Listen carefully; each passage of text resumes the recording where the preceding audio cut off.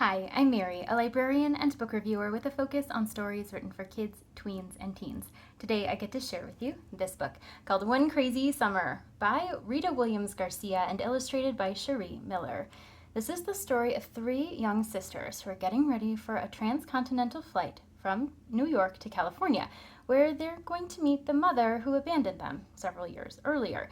After a turbulent flight, not only in the way folks behave towards them, but also in the flight itself, they arrive there hoping for a little bit of love. But what they get instead is a cold shoulder and an invitation to spend their days in the company of the Black Panthers, where they'll receive an education they weren't expecting. And as the summer continues and the girls learn not only more about their community, but also more about the mother they had never known, they find that it's a crazier summer than they might have ever expected, and they learned a lot along the way. This story is the graphic novel adaptation of the novel of the same name, and it really immerses a new generation of readers into this tale.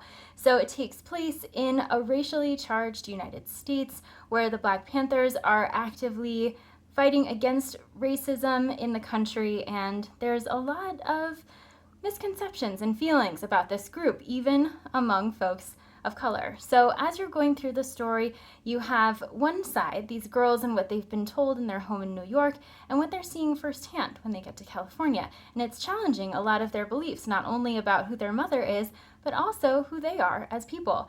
And as they're going through the summer, they're finding that there are ways to be a little bit more grown up, but also ways to embrace being a kid. And in that way, it's a really beautiful tale of coming of age in more ways than one. And as you're going through the story, you have some narrative text, you have a lot of word bubbles, and the illustrations are a really awesome addition to this story because they often impart more emotion than the words themselves could do. So for readers who appreciate graphic novel storytelling, they will find a lot to resonate with these illustrations. The book is written for a middle grade audience, and in so doing, it has accessible language, it has familiar tropes and things that you might find in a middle grade story as far as their identity and whether they might be attracted to someone or how they are relating to their parents. And as you're going through the book, you also learn a lot about the history of this time period and how it affected a lot of people, not just those in the story.